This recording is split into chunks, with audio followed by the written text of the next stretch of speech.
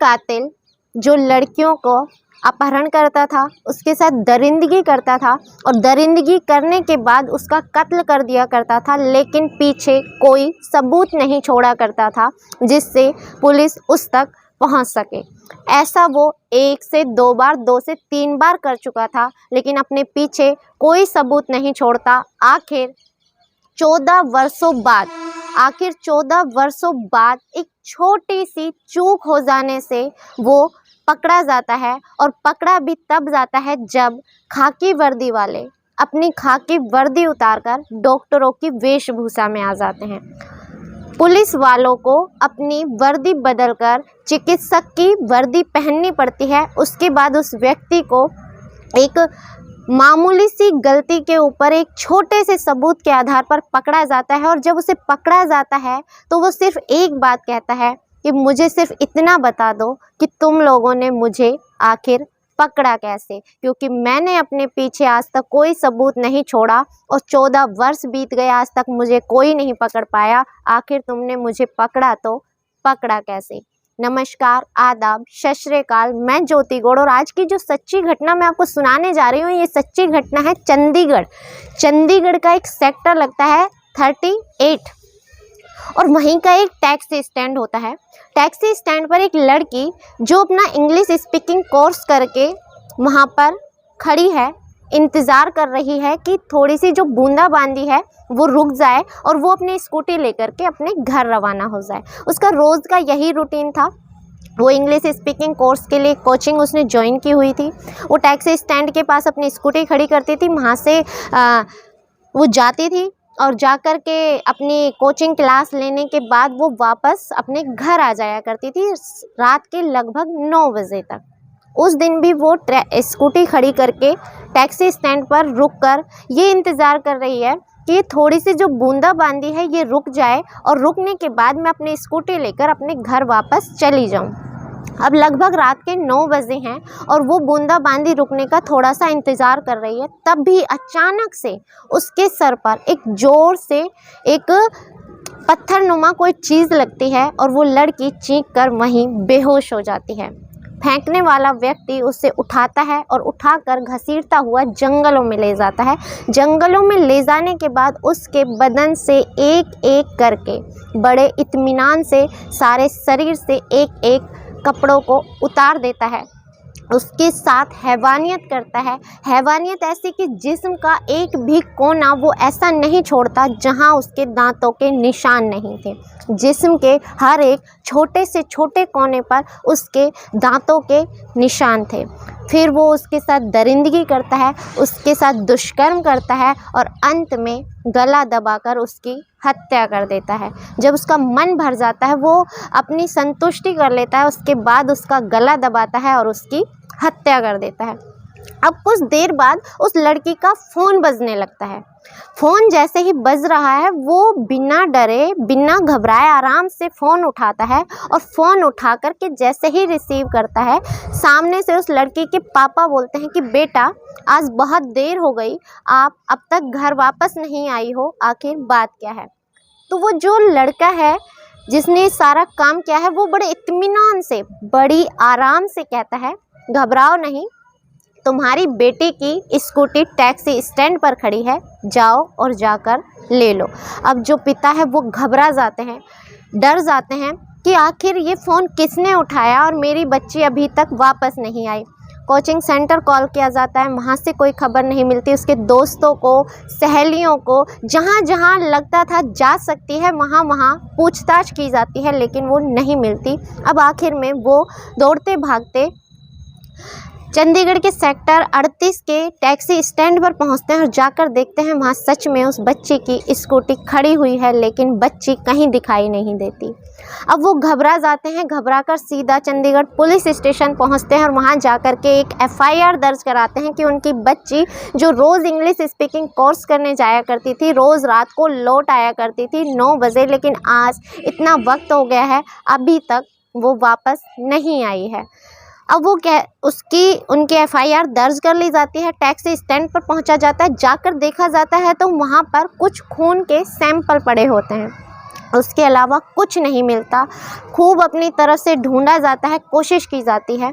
अब पुलिस अपनी तरफ से छानबीन तो कर ही रही है, लेकिन पिता है जिनका मन ऐसा होता है कि पिता अपनी बच्ची को ना देखे तो वो सुबह तक का भी इंतज़ार नहीं कर सकते। वो अपनी बच्ची को इधर उधर ढूंढना शुरू कर देते हैं और ढूंढते ढूंढते उसी जंगल के पास पहुंच जाते हैं और जाकर देखते हैं तो थोड़ी ही दूर पर उनकी बेटी वहाँ पर नग्न अवस्था में निर्वस्त्र पड़ी हुई होती है। बच्ची को देख कर के वो घबरा जाते हैं, अपने तन से अपनी शर्ट उतारते हैं, बच्ची को पहनाते हैं और दौड़ते भागते पीजीआई के हॉस्पिटल में उसे पहुंचाते हैं। पहुंचा तो देते हैं, लेकिन जैसे ही डॉक्टर्स उसको देखते हैं वो कहते हैं कि आपको आने में बहुत देर हो गई, ये लड़की अपना दम तोड़ चुकी है। यानी वो बच्ची जिंदा नहीं बची थी, उसके साथ जो दरिंदगी की गई उसके बाद वो बच्ची नहीं बची। पोस्टमार्टम के लिए लाश को भेज दिया जाता है। उसके बाद एफआईआर पहले से दर्ज है, अब सबूत जुटाने की कोशिश की जाती है। पता चलता है कि जब पोस्टमार्टम की रिपोर्ट आती है तो पता चलता है पहले किसी भारी वस्तु से सर पर वार किया गया, उसके बाद उसके साथ दरिंदगी की गई, शरीर में जगह जगह दांतों को गड़ाया गया, उसके बाद दुष्कर्म किया गया और अंत में गला दबा करके उसकी हत्या कर दी गई। पोस्टमार्टम की रिपोर्ट के बाद पुलिस अपनी तरफ से तहकीकात करती है और उस बंदे को ढूंढने की कोशिश की जाती है जिसने ये हैवानियत की थी।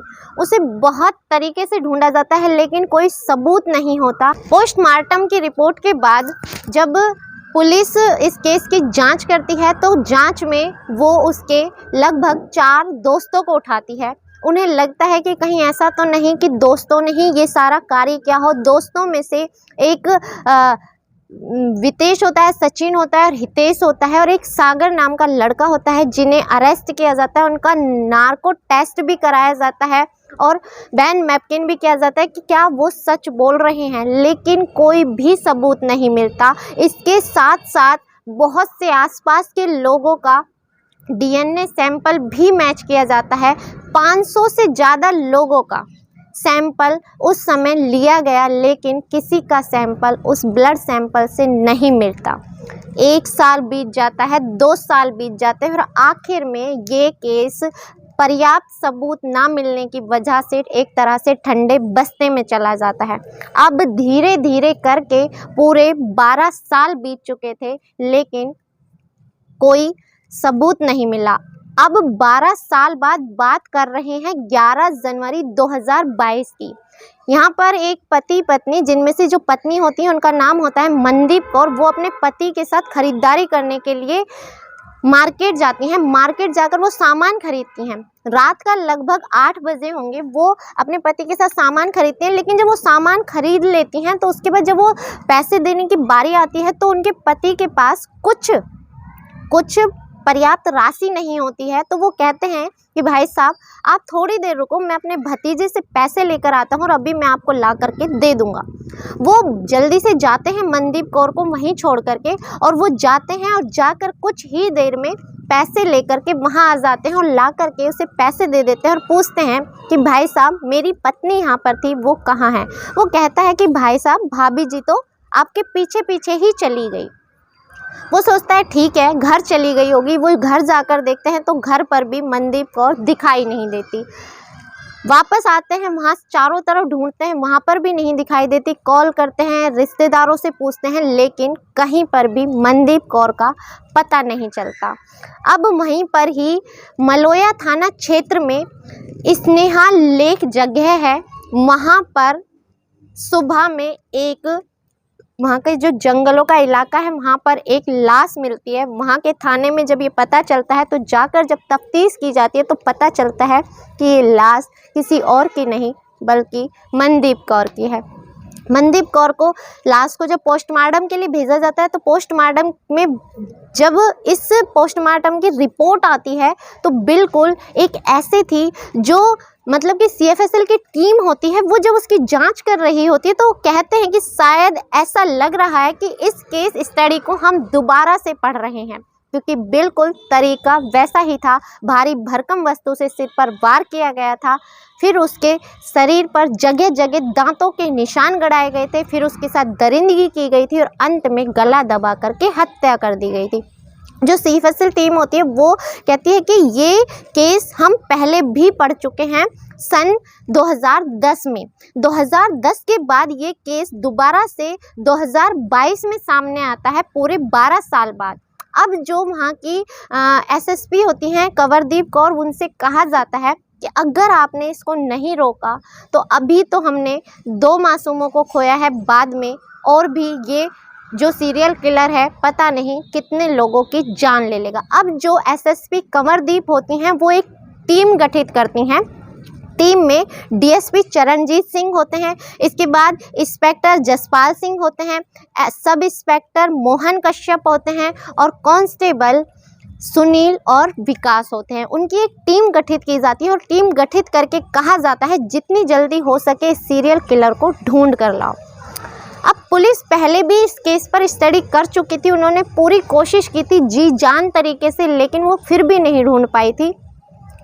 300 से ज़्यादा लोगों के सैंपल उस वक्त ले लिए गए थे, लोगों के ब्लड सैंपल की जांच की गई थी, लेकिन फिर भी पर्याप्त मात्रा में कोई सबूत नहीं मिला। अंत में अब दोबारा से जो पुलिस होती है वो वापस से चिकित्सा अधिकारी बन जाती है, यानी अब जो खाकी वर्दी वाले हैं वो डॉक्टरों की वेशभूषा में आ जाते हैं। डॉक्टरों की वेशभूषा बना करके वो कोशिश करते हैं कि आसपास झुग्गी झोंपड़ियों में रहने वाले लोग, ऑटो ड्राइवर, टैक्सी चलाने वाले जो ड्राइवर्स हैं और ज़्यादातर जो पुरुष हैं, महिलाओं का इस केस से कोई लेना देना नहीं था, सबके ब्लड सैंपल लिए जाएंगे। जा कर के जगह जगह सबके ब्लड सैंपल लेना शुरू कर देते हैं। लोगों को सिर्फ कहा जाता है कि कुछ नहीं, एक छोटा सा सर्वे है, एक कैंप लग रहा है, आपका एक ब्लड सैंपल लेना है और बात खत्म। ऐसे करते करते 1 से 1.5 महीना बीत जाता है। इन सारी चीज़ों को करते करते जुलाई 2023 का ये वाक़या रहा होगा। सेक्टर 38 की ही एक झुग्गी है, झुग्गी नंबर 16। वहाँ पर जब पहुँचा जाता है तो पहुँचने के बाद एक लड़का होता है जो अभी बच गया, उसका नाम होता है मोनू। अब मोनू कुमार, उसकी माँ कहती है कि वो अभी वॉशरूम में है, अभी आ जाएगा तब आप बात कर लेना, लेकिन उसको वॉशरूम में से निकलने में ही आधा घंटा लग जाता है। पुलिस को ये बात थोड़ी अटपटी लगती है, लेकिन वो फिर भी इंतज़ार करते हैं। वो अंदर बैठकर सब कुछ सुन रहा होता है कि कोई आया है ब्लड सैंपल की जांच करने के लिए, लेकिन वो निकलने में आनाकानी करता है और अंत में जब निकलता है तो आकर के उनको ऐसे ही किसी बातों में उलझाता है और बाहर जाने की कोशिश करता है। उन पर ऐसे ऐसे बहाने बनाता है कि मैं ब्लड सैंपल नहीं दे सकता, मैं कमज़ोर हूँ, मुझे चक्कर आते हैं। ऐसे बहुत से ऐसे बहाने बताए जाते हैं कि अगर उस जगह पर डॉक्टरों की टीम होती तो शायद ज़रूर मान जाती, लेकिन वो तो डॉक्टरों के वेशभूषा में पुलिस वाले थे। उनका तो काम ही था कि उसका ब्लड सैंपल लें, क्योंकि वो जांच के लिए आए थे। उसे बहलाया फुसलाया जाता है कि डरो नहीं, ये मामूली सा सर्वे है, हमारी तो ड्यूटी है, हमें तो इस तरह से करना ही पड़ता है। एक नॉर्मल सा एक सैंपल लेंगे, सैंपल लेने के बाद चले जाएंगे, कोई दिक्कत नहीं है। उसे बहला फुसला कर उसका ब्लड सैंपल ले लिया जाता है और उससे कहा जाता है अब तुम जाओ, तुम भी फ्री, हम भी फ्री, वापस आ जाते हैं। अब 500 से ज़्यादा लोगों का ब्लड सैंपल ले लिया गया था। अब 1 मई 2024 आ जाता है, तब तक ब्लड सैंपल की सारी जांच आ जाती है और उसमें मोनू कुमार का ब्लड सैंपल मैच हो जाता है। अब सोचने वाली बात ये थी कि जब ये वाक़या हुआ था तो जो मोनू कुमार का घर है, जो ये झुग्गी है, वो उस जगह से मात्र 500 मीटर की दूरी पर थी और उस वक्त उस लड़के की उम्र महज रही थी 20 वर्ष।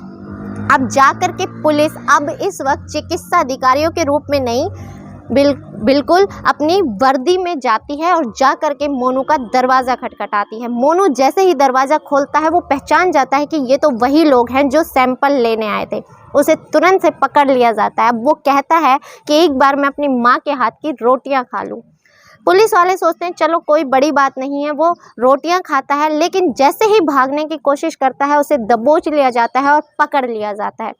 जब उसे थाने में लाया जाता है तो उसके बारे में जांच पड़ताल की जाती है, तो पता चलता है कि जब उसने पहले लड़की का जो टैक्सी स्टैंड से कत्ल किया था वो उस वक्त 20 वर्ष का था। उसके बाद 12 साल बाद उसने मनदीप कौर का कत्ल किया। अगर उसी समय पुलिस थोड़ा सतर्क हो जाती तो शायद मनदीप कौर की जान नहीं जाती। उसी वक्त फिर पता चलता है कि हिमाचल प्रदेश के एक चंबा की एक लड़की थी, बिल्कुल इसने उसके साथ भी ऐसी ही दरिंदगी की थी। उसके सर पर भारी वस्तु से वार किया था, साथ में उसके पूरे जिस्म पर दांतों के निशान थे और फिर उसके साथ हैवानियत की और अंत में गला दबाकर हत्या कर दी थी। 3 कत्ल उस लड़के ने कर दिए थे और वो शायद अगर पुलिस वाले अपनी सूझबूझ से एक ब्लड सैंपल से उसे नहीं ढूंढते तो वो पता नहीं ऐसी कितनी ही घटनाओं को अंजाम देता रहता। लेकिन पुलिस की सूझबूझ से अंत में वो पकड़ा जाता है और पकड़ने के बाद पुलिस उसे हिरासत में ले लेती है। अब उसके ऊपर जब केस स्टडी की जाती है तो पता चलता है कि चोरी, डकैती, छोटी मोटी चैन लूटना, पॉकेट मारना, ऐसे तो उस पर कम से कम 7 मुकदमे पहले से ही चल रहे हैं। अब एक जो चंबा का हिमाचल प्रदेश के चंबा का जो केस होता है उसमें भी लाश मिलती है, पोस्टमार्टम आता है, लेकिन उसके बाद पर्याप्त सबूत ना मिलने के बाद वो भी केस ठंडे बस्ते में चला जाता है। लेकिन अंत में ये सीरियल किलर पकड़ा जाता है। कहते हैं कि एक गुनहगार, एक गुनाह करने वाला व्यक्ति कितना ही शातिर क्यों ना हो, कोई ना कोई सबूत तो वो अपने पीछे छोड़ ही देता है। फिर कहते हैं कि जब पुलिस ईमानदारी से अपने काम करने पर आ जाए, वो किसी के पीछे पड़ जाए तो आप कहीं पर भी छिपकर बैठ जाएं, वो आपको पाताल से भी खोज कर निकाल लेती है। इस घटनाक्रम को सुनाने का उद्देश्य आपको दुखी करना, परेशान करना या आपकी भावनाओं को ठेस पहुंचाना नहीं है, बल्कि आपको जागृत करना है, जागरूक करना है कि हमेशा सजग रहें, सचेत रहें। इसी के साथ इजाज़त चाहूँगी। मिलते हैं अगली किसी सच्ची घटना के साथ। तब तक के लिए अपना ख्याल रखें, सुरक्षित रहें। जय हिंद, जय भारत।